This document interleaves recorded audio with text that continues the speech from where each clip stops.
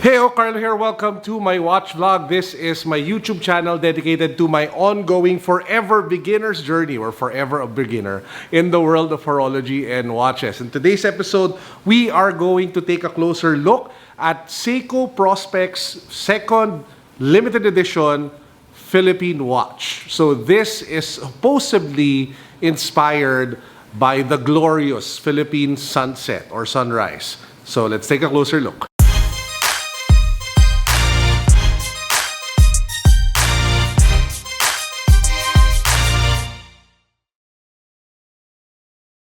Before we get to the second edition, Philippine edition watch, this was the first one that came out, which really, made a splash locally and even internationally. So this is inspired by the Tubataha reefs, the colors, the overall vibe, and the overall design is just really friggin' amazing. And that's the reason why, even if you take a look at today, it's still one of the most coveted Seikos to release here in the Philippines. Now this is the second edition Philippine watch. So as you guys can see, the color motif is definitely striking with that mix of yellow, gold, and that steel color. Now, like what I mentioned earlier, this is inspired by the Philippine sunset or sunrise. So imagine yourself at the beach in Boracay or in Siargao, or maybe you're on top of a mountain or the mountains that you can trek to and hike here in the Philippines, and then you can see the glorious sunrise.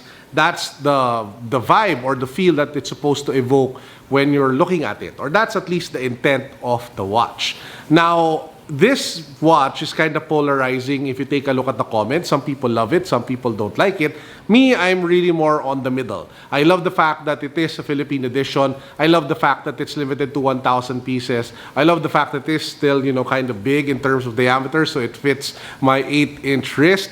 But overall, in terms of the look, when I take a closer look at it, the vibe I get, especially when I take a look at the dial with the crisscrossing engraving, is that it reminds me more of something from the Philippines that I super love, that I super like, that I enjoy, which is the Philippine mangoes.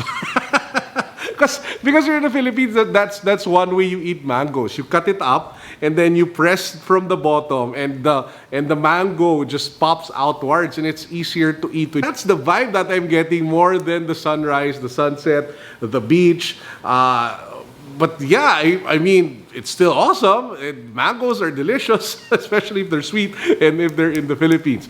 But in all seriously, the intent of this collection, or I thought it would end with this first watch, was that Seiko wanted to show the wonders of the Philippines. And they definitely did that well with the first watch, as you guys can see over here, the Tupataha.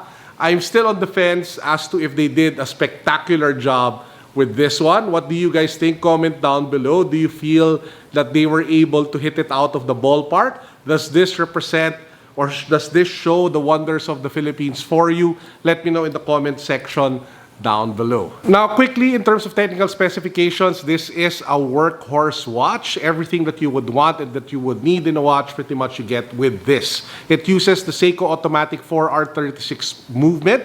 So it is a durable one with 41-hour power reserve. Definitely something that you can enjoy every day. It also has very bright, lumi-bright on the hands and the indices, which you can see in the shot. And this is something that I really appreciate when it comes to Seiko diver watches. Seeing as it is a diver watch, you have 200 meters water resistance. It also has a sapphire crystal for maximum durability, and it has a unidirectional bezel that you can rotate. If you take a look at the back case, it will show the number. So like what I mentioned earlier, there are only 1,000 pieces made. Each piece is numbered. I think this is like 350 something or 40 something. So if you're lucky and if you bought it early, you probably could have reserved or picked a number. Now, how is it on wrist? It is kind of big, so I'm not sure that it is for everyone. I think this is like 45 mm diameter. It is thin though at 13.2 mm, but overall, it's not for, smaller wrists. And that's the interesting thing about it, because when I went at Tokyo to pick this up, the person who originally wanted this was actually my wife, because she liked the color, but when we saw it in person, it was kind of too chunky for her. She ended up passing, and I ended up, buying it for my personal collection. By the way, something extra, if you're not loving the steel bracelet, it does come with the silicone or black strap So if you want to have the watch jump out a little bit more and emphasize the dial, then you might want to go with that option. I'm not sure if you can still find them in stores, but I was able to get mine over at Tokyo, over at the second floor at Podium. But you can check out all different shops carrying Seikos, or maybe you can call them in advance, or you can check out Lazada and Shopee. Usually retails for a little over 32,000 pesos here in the Philippines. But if you have a relationship with the dealer, or if you want, might as well just try your luck. You can ask for a discount. Who knows, they might give you one. So there you have it, the two Philippine edition Seikos over here. We have the first one inspired by Tubataha Reefs. We have the second one inspired by the Philippine sun rays. So let me know which of the two you guys like the best in the comment section down below. I'll try my best to reply to as many of you as possible. For me, to be honest, if you already have the first edition, unless you're like a Seiko diehard fanatic or the design really speaks to you, you can probably skip on this particular piece. But hey, again, if you are collecting it and you want to get all the Philippine edition ones, go ahead. It is limited edition. It's just numbered to 1,000. So it is like a really nice watch at the end of the day. You just have to aesthetically connect with it. For me, between the two, I prefer the first one. I've been beating this up relentlessly in the last year. See myself wearing this still a lot.